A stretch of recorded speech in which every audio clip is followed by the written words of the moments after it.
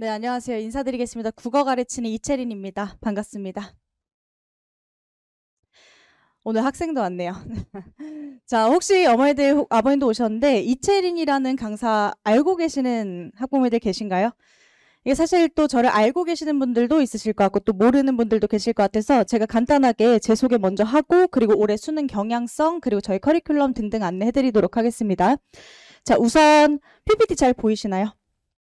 네, 저는 서울대 국어교육과를 졸업했고요. 제 스스로 또 수능 국어 만점 출신이기 때문에 기본적으로 상위권들을 전문으로 사실은 10년 정도 대치동에서 계속 입시 담당 강의를 했었습니다. 근데 이제 아무래도 이채린이라는 강사에 대해서 좀 낯설음을 느끼시는 분들이 많으세요. 자, 그 이유가 뭐냐면 제가 입시 자체는 좀 오랫동안 했었는데 최종 런칭을 작년에 했습니다. 근데 시대인재 오면서요, 개명을 하게 되었어요. 그러다 보니까 이제 이름을 처음 들으시고 누구지? 하는 분들이 좀 계신 것 같아요. 그래서 지금 같은 경우는 대치 목동 반포시대인지에서 출강을 하고 있고 올해 대치 다원 또 처음으로 런칭을 하게 되었습니다. 근데 이제 이채린으로 개명을 했음에도 불구하고 저를 좀 알아보시는 분들도 계시더라고요. 그래서 또 여쭤보고 싶은 게 혹시 어머니들 유튜브 좀 보시나요? 제가 옛날에 말씀드렸을 때는 잘 모르시는 분들도 계셨는데 요즘엔 유튜브를 또 많이 보시다 보니까 혹시 입시 채널 그 미미미누란 채널 아시나요? 거기서 어디선가 본 사람인데 이렇게 또 느끼시는 분들이 계시더라고요.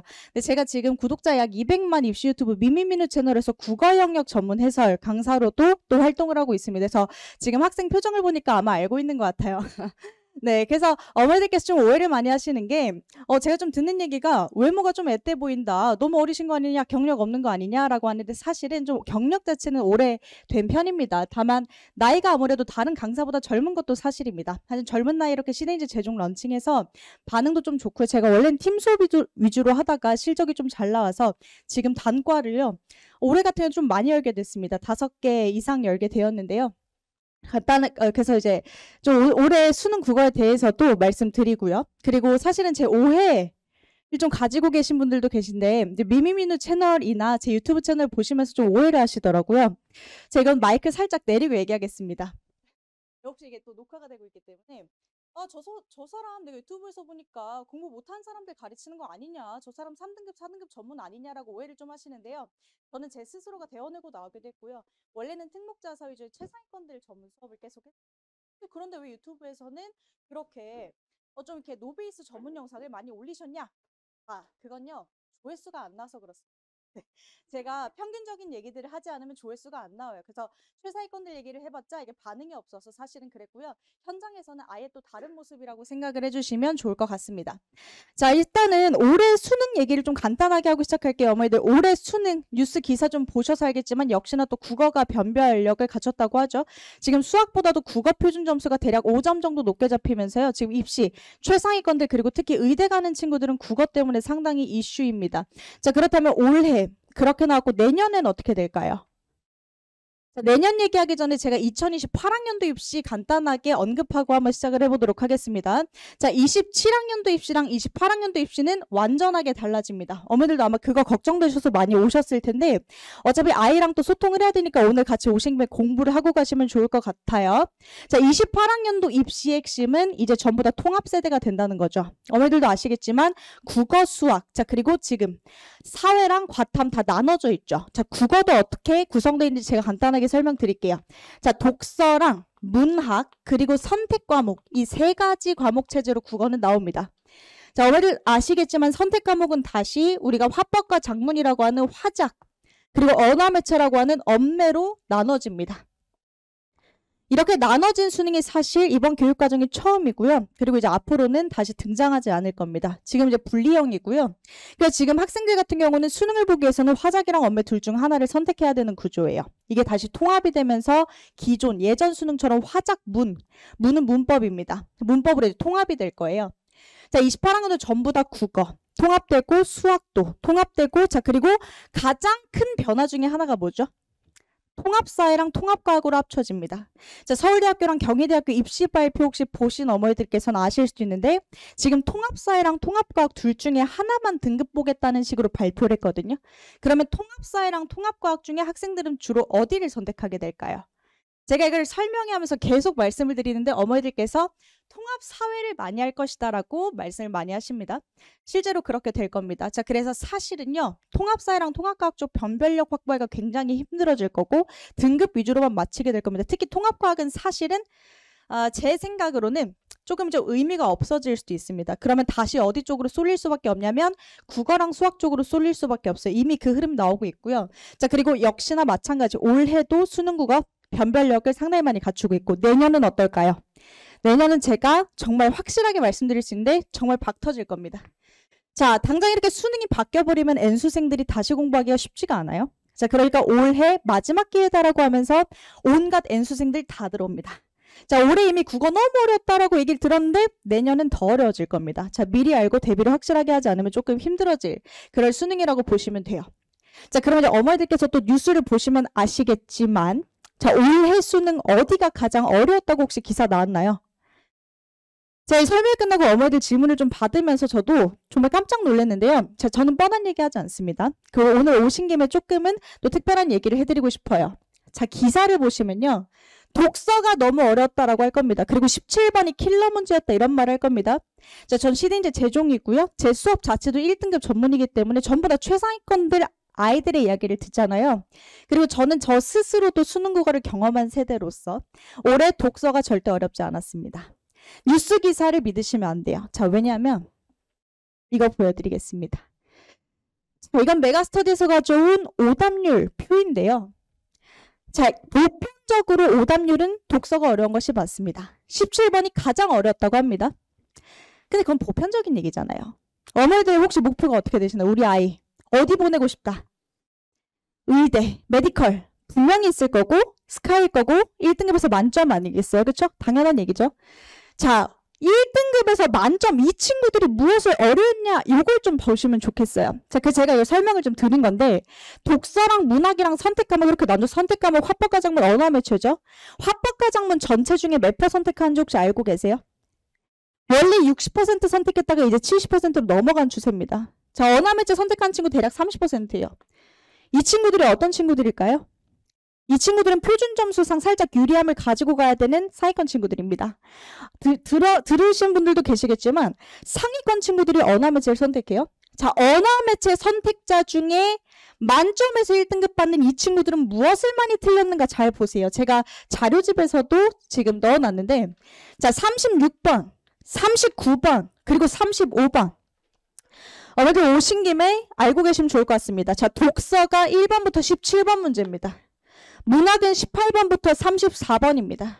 자, 그리고 35번부터 45번까지가 선택 과목입니다.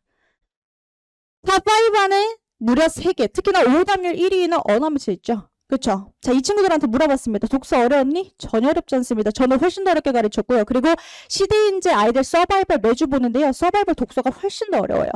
자, 사이권 친구들은 독서 어렵다고 하지 않았습니다. 그러면 어디서 어려냐면 선택 과목입니다. 우선. 자, 그래서 만약에 언어 매체 선택 예정이고 그리고 실제로 나 고득점을 받아야 된다. 그러면 겨울방학 때 언어 매체 신경 많이 쓰셔야 돼요. 그런데 어머니들 국어 입시 설명회 다니시면 알겠지만 언어 매체 중요성 강조하시는 분들 많지 않습니다. 보통은 다 독서가 중요하다. 문학 해야 된다. 공통 과목에만 신경을 많이 써요. 근데 사실 실질적 변별력은 선택 과목입니다. 그리고 어머니들 의대 준비해 보시면 알겠지만 한 문제 차이입니다. 정말 저도 올해 지금 수강생들 한 문제 차이로 서울대 의대 못 가고 연대 의대, 한 문제 차이로 연대 의대 못 가고 성대, 카대 이렇게 가야 돼요. 그만큼 한 문제 한 문제가 중요한데 이 부분을 너무 간과하고 있는 그런 경우들이 많습니다. 일단 이거 좀 캐치하시면 좋을 것 같고요. 자, 그렇다면 선생님 문학은요. 지금 보니까 나머지는 그래도 독서인데 보세요. 6번이랑 11번. 이거 보편적 오답률은 그렇게 높지 않은데 상위권들만 따로 틀려온 거죠. 이거 실수한 거예요.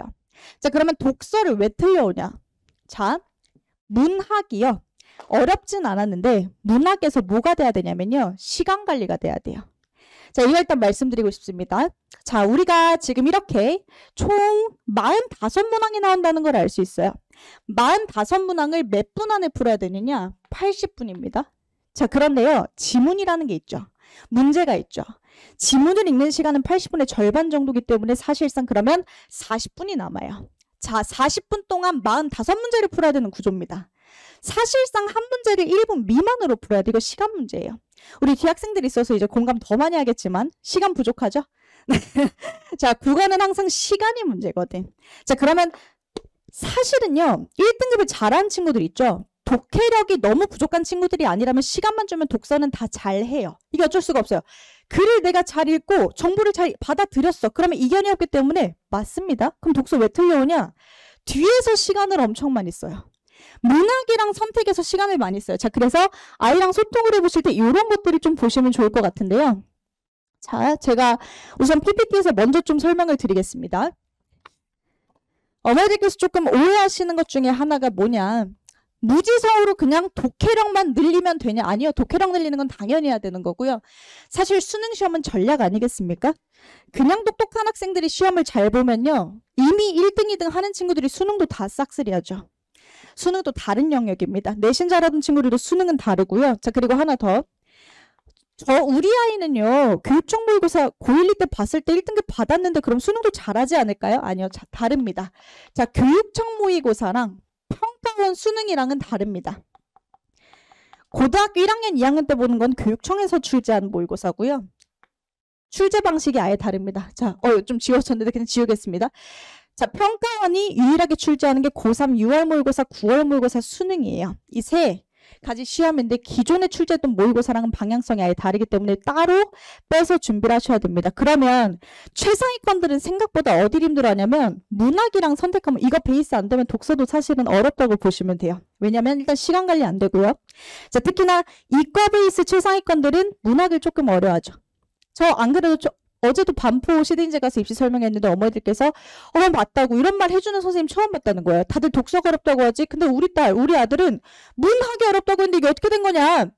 그럴 수밖에 없어요. 문학은 개념이 있기 때문에 이거는 공부를 하지 않고 그리고 평가원 유형에 익숙해지지 않으면 아무리 내가 머리가 똑똑해도 안 되는 게임이거든요. 그러면 집에 가서 꼭 이 말씀 해보세요. 자, 문학은요. 25분 이내로 풀어야 됩니다. 선택 과목은 맥스로 잡았을 때 15분 이내로 풀어야 됩니다. 그래야 40분이라는 시간이 확보가 되고요. 독서 지문 3지문 나옵니다. 자, 그리고 독서 이론이라는 거 하나, 짧게 하나 나오는데요. 이렇게 시간 내에 풀고 그리고 OMR 마킹까지 하고 검토까지 할 수 있어요. 그러니까 일단 기본적으로 겨울방학 동안 이 부분에도 신경을 좀 많이 써주시고 특히나 선택 과목을 절대로 간과해서는 안 된다. 그 기타 이제 나머지 얘기들은 좀 이제 자연스럽게 당연히 우리가 또 해야 되는 거기 때문에 제가 제 수업 관련해서 설명드리면서 다시 말씀을 드려볼게요. 자, 우선은 그럼 독서 얘기를 좀 해보겠습니다. 제가 재밌는 얘기 해드릴게요. 자, 요즘 이런 말을 되게 많이 하는 것 같아요. 국어는 성적이 집을 팔아도 안 오르더라. 뭐 이런 얘기들을 많이 하시더라고요. 그 어떤 영역일까요? 독서, 문학, 언어 매체, 화법과정문 다 통틀어서요. 국어가 재능 없으면 안 된다는 게 독서 때문에 나오는 거예요, 말이. 왜냐면 우리가 사실 20년 동안 한국인으로서 생활을 했는데 이거 왜 안 되냐 이거거든요. 자, 학생들마다 배경 지식이나 경험 차이가 너무 크기 때문에 이게 뭐 단순히 독해 어떻게 해라, 방법을 알려준다고 해서 되는 게 아니에요. 쉽게 되는 게 아닙니다. 자, 그렇다면 좀 두 가지 측면에 좀 주목을 하고 싶은데요. 자, 일단 기본적으로 크게 시즌 1, 2, 3, 4 이렇게 지금 나눠지는 수업이고요. 대부분의 수업들이 다 이렇게 구성이 되어 있을 거예요. 자, 첫 번째. 제가 또 말씀드린 것처럼 내가 독해력이 살짝 약했을지언정 평가원이 시험을 어떻게 내는가?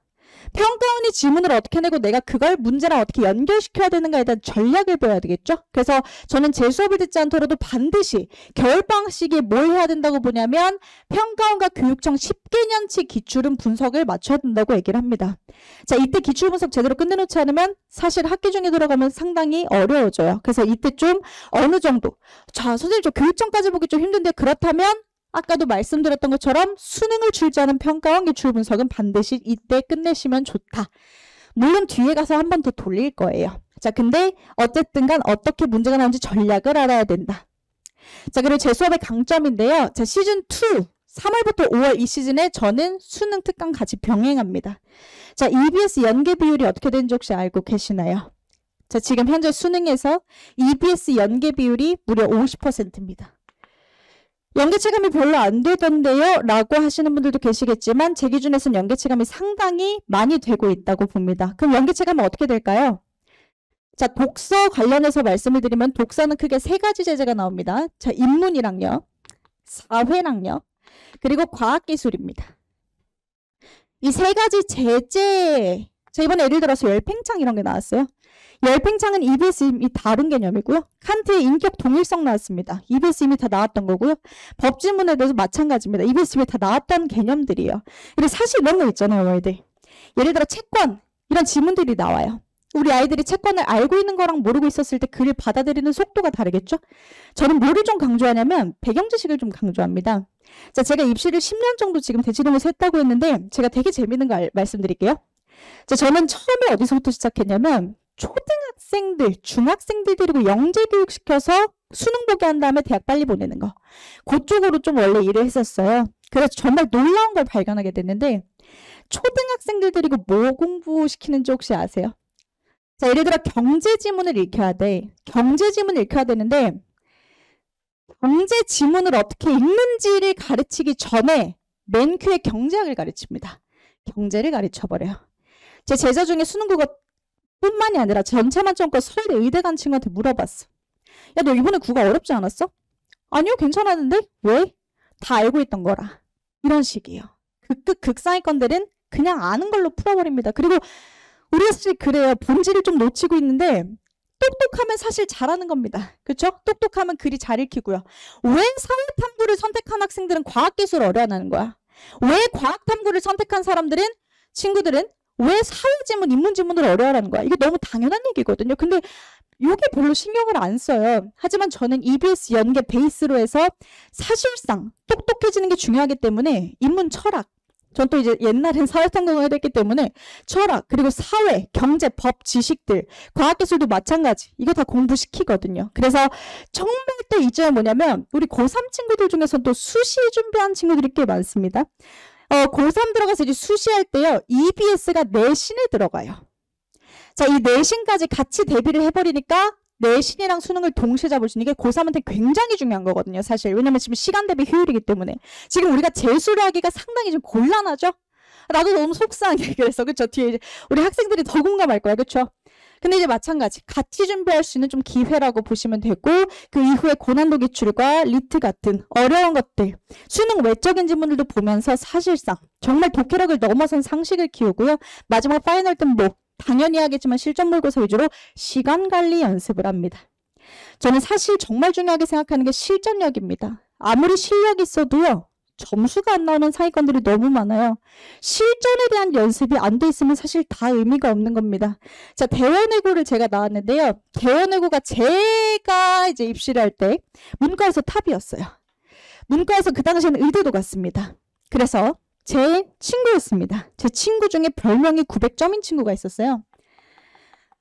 지금과 수능이 좀 달랐죠. 그때는 400점 만점에 제1국어까지 50점 추가로 들어가는 수능이었어요.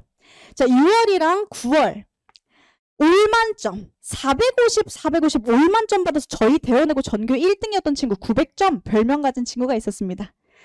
서울대 경월과 가겠대요. 수시도 잘했어요. 뭐 난 수시로 가든 정시로 가든 다 잘 갈 수 있으니까 뭐 이런 말 하더라고. 이거 좀 웃긴데 내가 뭐 굳이 학교 선생님한테 잘 보여야 돼? 정시로도 잘 갈 수 있는데.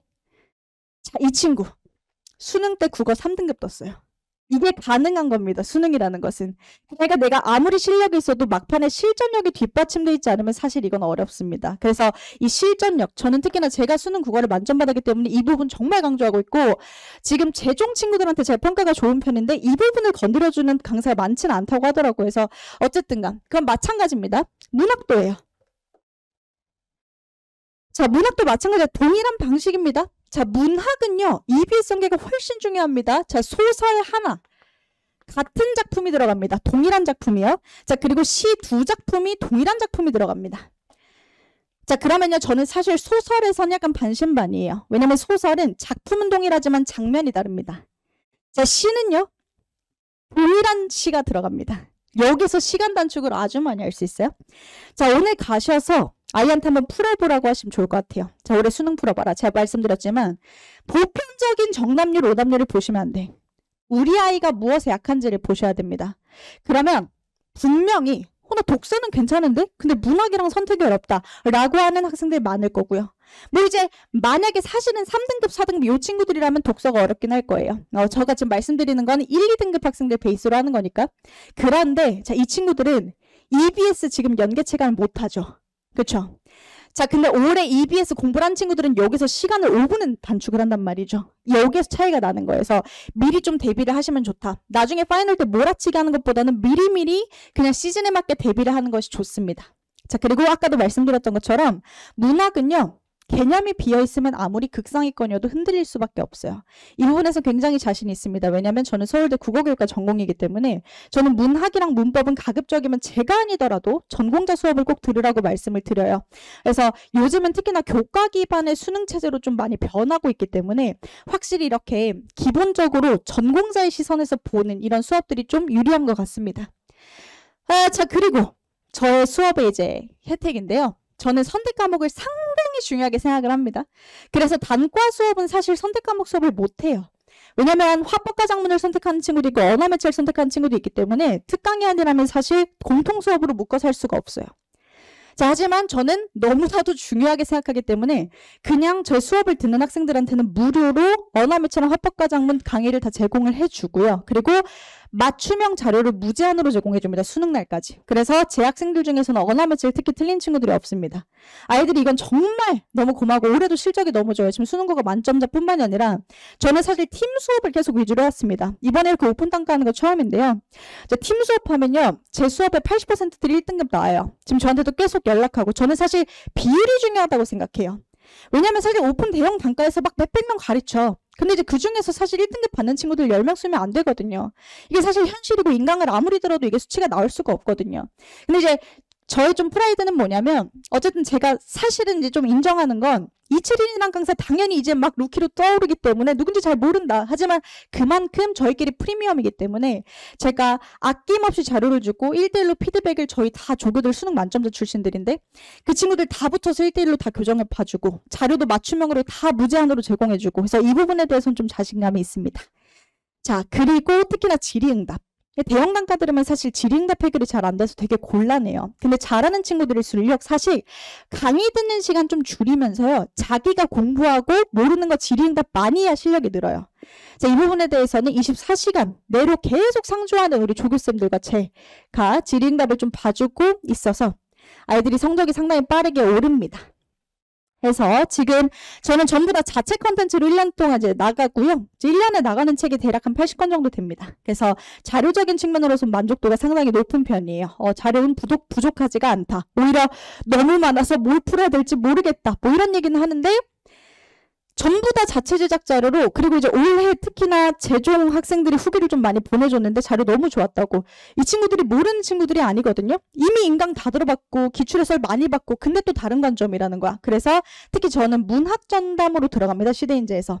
근데 지금 문학을 물론 올해는 쉬었으니까 당연히 다 마치는 거고 근데 굉장히 빠르게 풀었다. 이런 후기들이 태반입니다. 자, 하고요.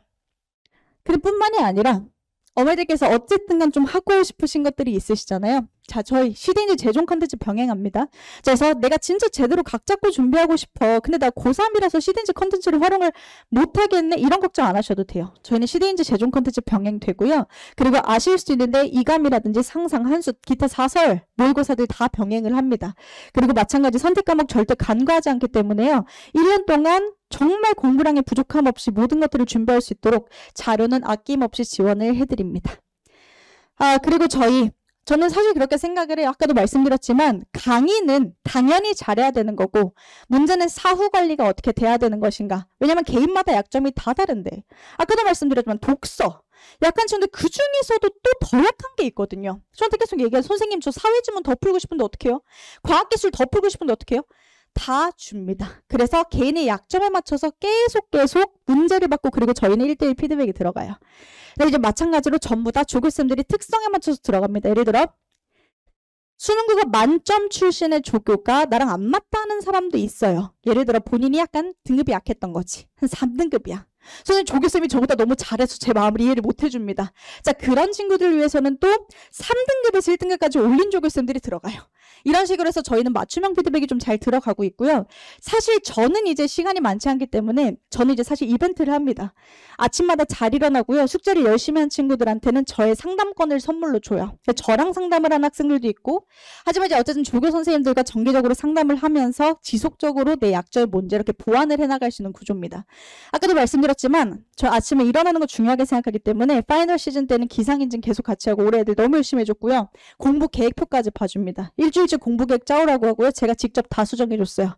그러니까 저는 사실 제가 추가로 수강생을 더 받지 않을지언정 기존 수강생에 대한 책임감 때문에 이런 것들, 이런 관리적인 측면에 대해서는 걱정을 안 하셔도 좋을 것 같습니다. 그리고 질의응답도 사실은 답변 자체가 되게 느려요. 보통은 어디서 좀 공부를 하시면 아시겠지만 저희는 질의응답 좀 빠르게 신속하게 그리고 무제한으로 계속 할 수 있도록 이렇게 나가고 있습니다. 자, 그래서 지금 보면 이제 수능 국어 만점자도 올해 기준이긴 한데요. 이제 사실 작년이죠. 2명 배출했었고요. 그리고 이제 나머지 학생들이 이렇게 후기 온 거. 근데 제가 SNS를 하기 때문에 지금 다 담을 수가 없어서 일단 핵심적인 것들만 막 담아왔어요. 그래서 후기들이 매년 너무 좋고 그리고 올해도 마찬가지. 제 성적표가 나오죠. 그렇죠? 올해도 후기 너무 많이 받았기 때문에 사실 이제 제 유튜브랑 인스타에 후기가 업로드 되는데요. 궁금하시면 좀 참고를 해보셔도 좋을 것 같습니다. 네, 해서 지금 보면 이렇게 막 인터뷰도 하고 그러는데 이런 친구들이에요. 아, 저거 국어 너무 약하다는 거야. 만년 3등급, 4등급. 특히나 N수생 친구들이 저를 좋아해요. 왜냐면 제 강사 하는 말인데 이게 처음부터 산삼을 먹으면 이게 산삼인지 아닌지 몰라. 뭐가 좋은 거야? 막 이러고 먹어. 근데 홍삼을 먹다 산삼을 먹으면 아, 이게 좋은 거구나 라고 하잖아. 그래서 N수생들 공부하고 돌고 돌다가 아, 이제 깨달아서 아, 이게 좋은 거구나. 그래서 만년 3등급 4등급 떠돌다가 이 친구 갑자기 너무 잘 봐서 원래는 약대 준비하다가 갑자기 메디컬 가버렸어요. 그래서 이렇게 인터뷰하는데 이런 친구들이 한둘이 아니라는 거죠. 그리고 사실 현장 강의에서는 1, 2등급 기반을 학생들을 받기 때문에 뭐 이 친구들 잘하게 하는 건 너무 쉬워요. 이 친구들 근데 온라인으로 하다 보면 또 이제 4등급, 5등급 친구들도 만나지 않습니까? 그럼 이 친구들 중에서 1등급으로 막 올라요. 그럼 이 친구들이 알아서 이렇게 영상도 찍어주고 후기도 올려주기 때문에 뭐 이런 부분에 대해서는 학생들 아마 본인들이 더 잘 알고 있을 거라고 생각을 합니다. 네, 해서 이렇게 좀 준비를 해왔습니다. 오늘 이제 저한테 주어진 시간이 많지는 않아서 진짜 컴팩트하게 말씀을 드려서 다시 한번 정리를 해볼게요. 자, 우선은 이 입시체제가 바뀝니다. 그리고 교육과정이 변하는 세대 마지막에 있습니다. 정말 준비를 빡세게 해야 되는 그런 시즌이죠. 그리고 교육과정 마지막은 대체적으로 수능이 어렵습니다. 그 어려울 것을 대비하고 좀 확실하게 연습을 하셔야 되는데 7학년도부터 2학년도까지는 독서가 어려웠어요. 자, 그리고 3학년도부터 6학년도까지는 독서가 너무 쉬워졌습니다. 문학이 어려워진 걸 넘어서 독서가 너무 말이 안 되게 쉬워져서 고2 1 수준으로 나와버려. 이게 말이 안 되는 거거든요. 어디에 맞춰서 공부를 했었어야 될까요? 여기 항상 출제했던 거에 가장 어려운 부분에 맞춰서 공부를 해야 되거든요. 그러니까 애들이 흔들리지 않는 거야. 근데 대부분의 수험생들은 어떻게 하죠? 독서 쉬워지면 그냥 독서 이제 안 해도 되는데 문학하자. 이러니까 다 털리는 거야. 올해 독서가 그렇게 어렵지 않았어요. 다시 한번 강조드리겠습니다. 항상 어려웠던 시험을 기준으로 절대 22학년도 이 수준 절대 아닙니다. 노력하면 충분히 나올 수 있을 정도의 수준입니다. 네, 하고요. 문학은 상대적으로 조금 더 어려워지고 있는 경향이 있으니 맞춰서 잘 준비하셔야 된다. 중요한 건 시간 관리입니다. 그리고 선택 과목 절대로 간과하시면 안 됩니다. 그래서 이것들을 좀 기억하시면서 지금 겨울방학이 시즌 너무 중요하니까요. 후회 없는 1년을 좀 보내보셨으면 좋을 것 같습니다. 그래서 지금까지 설명해 한 국어 이채린이었고요. 네, 들어주셔서 감사합니다.